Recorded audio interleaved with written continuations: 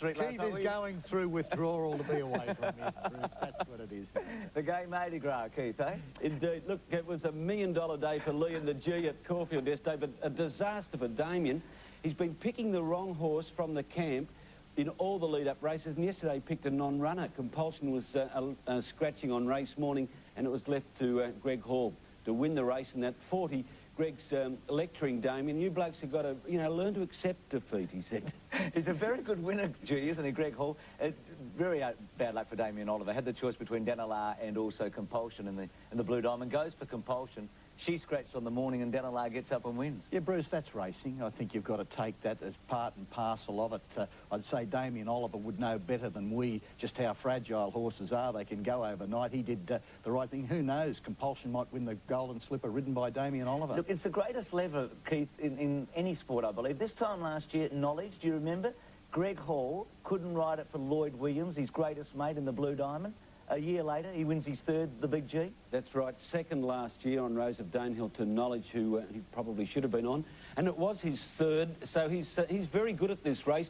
And I think you won't be able to prize him out of the saddle. I think the connections are pretty happy with the G and his ride yesterday. And Max, Lee Friedman said after the race that this winner was only 85% ready, fit, because the Golden Slipper is its mission. Max is just smiling about that. I know he's going to say something about that after the race. Let's have a look. Catnip takes Chavog on, and Danelaw sitting back in about 7th place. Watch for the interference in the last 100 metres. Danelaw well back, Smart Banker, then further back was Prowl, and with it straight Wilder, and near the tail of the field is Educate. It's Chavog on the inside of Catnip, 2.5 in front now from Special Edition third. Going up outside it now, Piccadilly Circus there, 3 or 4 in front of Denari. Then Mr. Innocent and well back in the race. Danelaw, Goal Moment, Paris Dream, hard ridden. Up to the turn and Chavog on the inside in front of Catnip. Piccadilly Circus making a race around the outside. Catnip's gone. In the straight, Chavog, the leader from Piccadilly Circus. And Denari wider out, followed by Special Edition. Chavog under pressure, grabbed by Piccadilly Circus. And here's Denari. Denari with a run and wider out. Danelaw. Danelaw putting in the big strides, is gobbling up the ground. Danelaw raced to Denari. They bumped. Then Piccadilly Circus for G. Hall on Danelaw. Danelaw scores 3/4 to a length over Denari. What did you think, Keith, about the protest when it was submitted there for the second against first? He was entitled to have a crack, I think. He was entitled, and $1 million race, but he was never going to get it because the winner, Denari, was too impressive, too convincing, and was going to win comfortably. There was a brush, yes. Keith, Danelaw's not our rave of the day, is it really? This horse has come home in...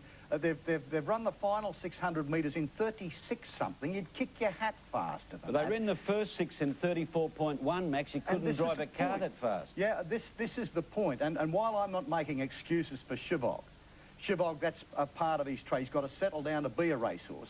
It was put on for a back marker. You said earlier that Lee Friedman said this horse is only 85% fit, has got to have improvement to be a top contender in the Golden Slipper. I don't know whether that form is going to work out. Some of those horses will improve. Perhaps Chavog might even improve in Sydney. Look, don't make a case for Chavog. He's going home today, and you can have him, Max. But Keith, you made a case for Chavog. You said you couldn't drive a car that fast, and there was Chavog up there. What happened to Catnip? Well, it ran last, the second last. Check my Chavog pocket.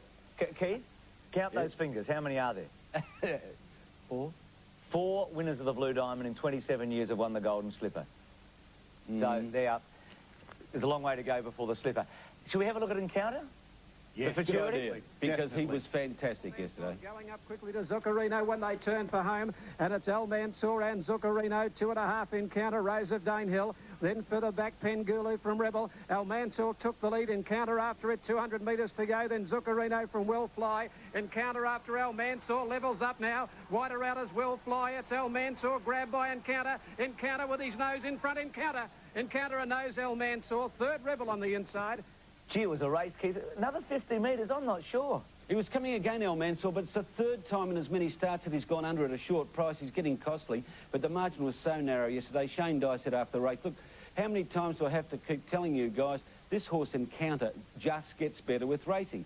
He'll still improve. He's going home to Sydney now for the Chipping Norton and the Doncaster. Shane thinks that on Doncaster, that'll be when he's at his peak. So he's a little bit fragile. Shane can't really get at him over the last 50 metres because he can duck around. It wasn't what you'd say an overwhelming win. It was a clever win, And it does confirm one point. Encounter is one hell of a racehorse. Well, Clary Connors said he had, sorry, Bruce, had 11 runners in Melbourne and Sydney yesterday. That was his best by far, and he said you'd never get 4 to 1 again. Yeah, and you wouldn't get 6 to 1 about a Cox Plate winner against a Melbourne Cup winner too often at weight for age, would you? I mean, when you look back, Dane Ripper 6s and Might and Power 13 to 8 on, hasn't won at weight for age. Ridiculous the difference in the price yesterday. Bruce, all horses can be beaten, and it's the circumstances that does beat them. Might and Power was taken on. I don't think he was as seasoned as Dane Ripper. We should have known this beforehand. Dane Ripper was beaten quite easily at his previous start on that wretched bloody inner track at Randwick, which is allowed to swear on national television. But there were some factors. Looking back on it, you'd have to respect the Cox Plate winner, and there was too much difference at the odds between them. What did you think, Keith? Well, I think swearing wasn't as bad as changing the sex of Dane Ripper. She's a very good mare, and she won this race on a preparation similar to a Cox Plate win. He was attacked early, Might and Power, but watch him get gunned down by this pretty talented mare. When they straighten up, Might and Power is about to put his foot to the pedal and see what's there. On the outside, Willoughby sticks with him. Dane Ripper gets out now. Cassidy calls on Might and Power. It's a neck in front. Dane Ripper after it out in the middle. Dane Ripper goes to Might and Power. Don't tell me another favourite to go under. Yes, it's Dane Ripper. Dane Ripper, 3/4 Might and Power. 3 lengths away, third Rustic Dream. Keith, it must be asked, the fence at Caulfield yesterday, particularly later in the day, was it a disadvantage? No, I don't think so, Max. I think it raced pretty fairly yesterday. There's a meeting there today, and they've taken the rail out another 3 metres for the latter part of the meeting. But I think it was... I don't think you could blame track bias for any defeat yesterday.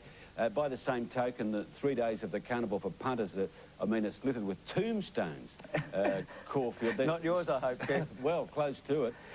Buried alive, I was. I wonder if Bart knows when this filly's at her best. She's won a Stradbroke, a Cox Plate, she's beaten Might and Power. Bruce, that's a cheeky thing to say. The master trainer doesn't know. Well, of course, he was at Warwick Farm yesterday, but I think that was just to get the money, and Sabile won at about 53 to 1. I think Bart chose the value rather than the glory. What a rematch it's going to be tomorrow week in the Australian Cup, the same pair. I think Might and Power, bigger track, more distance, might get his revenge, but we should respect Dane Ripper. She's pretty good, isn't she? She is. Look, I'm on a deadline with both of you today. I've got to hit this commercial break right on time.